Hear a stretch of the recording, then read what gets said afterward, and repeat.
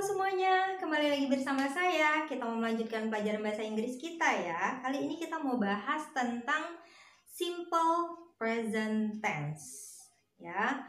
Jadi tenses ini kita gunakan jika kita ingin menyatakan tentang kebiasaan atau menyatakan tentang kegiatan kita sehari-hari, seperti itu dia ya.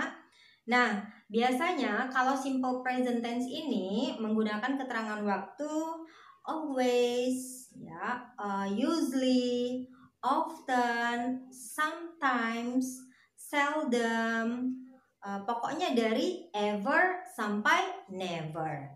Nah, kadang-kadang juga menggunakan kata once, maksudnya sekali ya.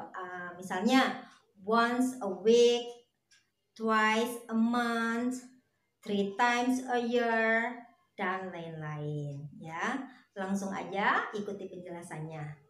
Oke, yang namanya simple present tense ya dibedakan menjadi dua bagian, yaitu kalimat nominal dan kalimat verbal.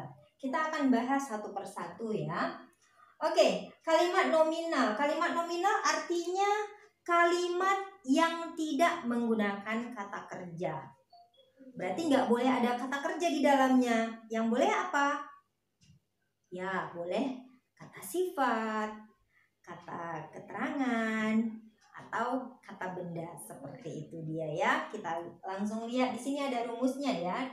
Untuk kalimat positif, subject plus is atau am atau are plus selain kata kerja ya.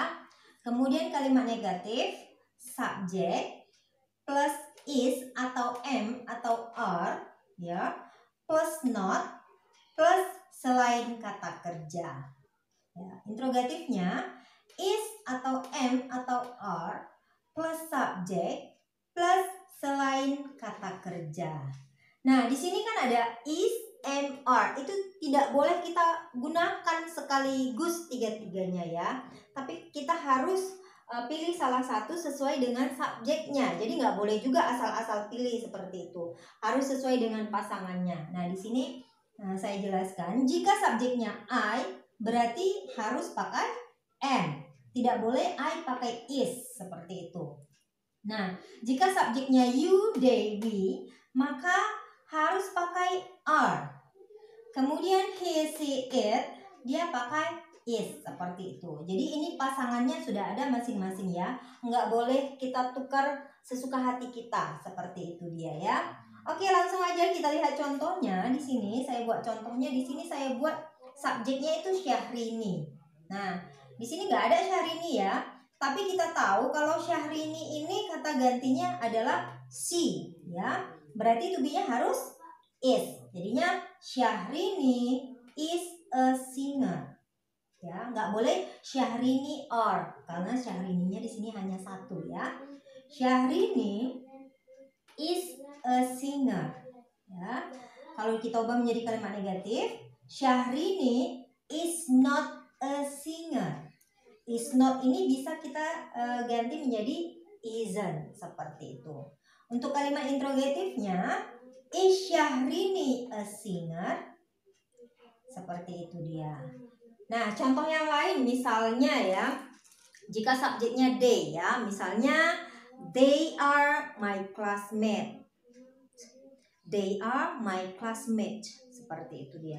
Atau I am a student, seperti itu dia. Nah, bisa dipahami untuk simple present tense kalimat nominal? Oke, bisa ya. Kita langsung lanjut ya.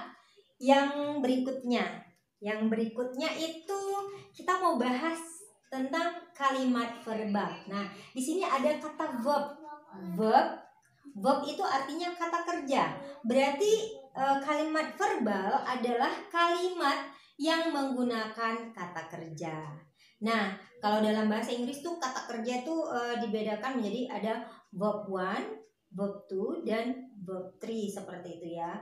Nah, kita mau pakai yang verb 1. Kita lihat rumusnya ya. Untuk kalimat positif, subject plus verb 1 atau verb 1-nya itu ditambah s atau es plus object.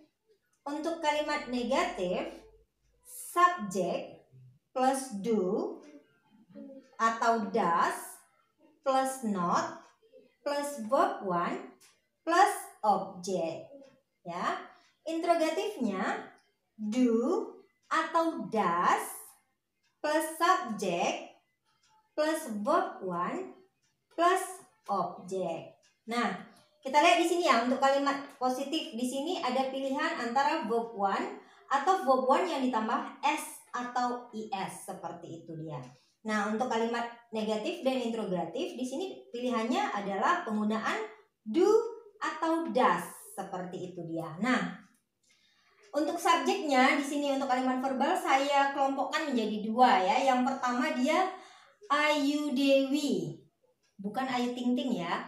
Ayu Dewi. Nah, kalau dia subjeknya Ayu Dewi, maka dia pakai verb one. Dia pakai yang ini ya, verb one. Dan untuk kalimat negatif dan interrogatif dia pakai do. Ayu Dewi harus pakai do, tidak boleh pakai does, seperti itu dia. Nah, kemudian kalau subjeknya he, she, it, maka untuk kalimat positif ya, untuk kalimat positif dia pakai verb one harus ditambah s atau is. Ya, ingat kalau he, she, it verb one-nya harus ditambah s atau is, seperti itu. Nah, kalau untuk kalimat negatif dan interrogatifnya dia pakai does ya, dia pakai does. Nah, dia pakai ini nanti. Ya.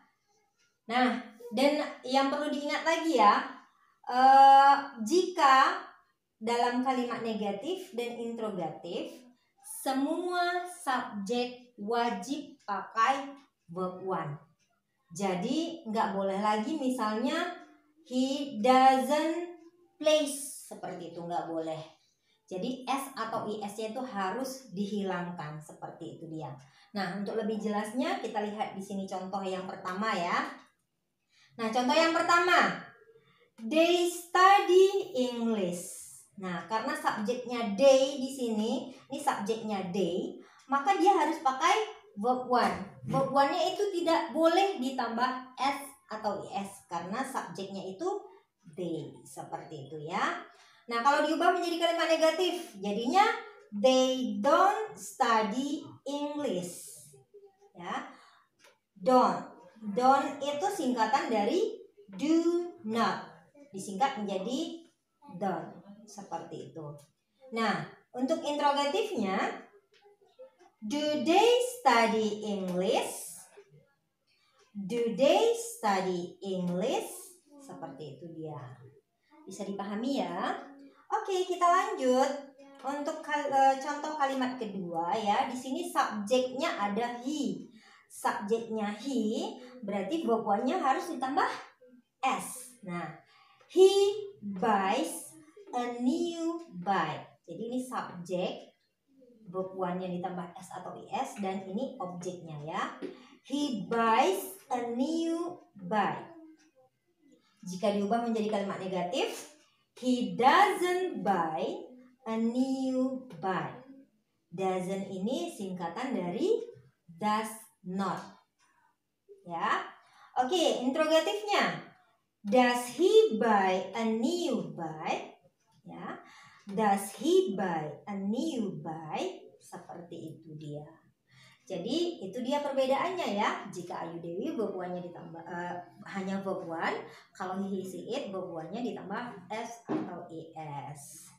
Nah, demikianlah penjelasan saya tentang simple present tense.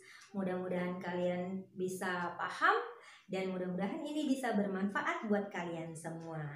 Terima kasih.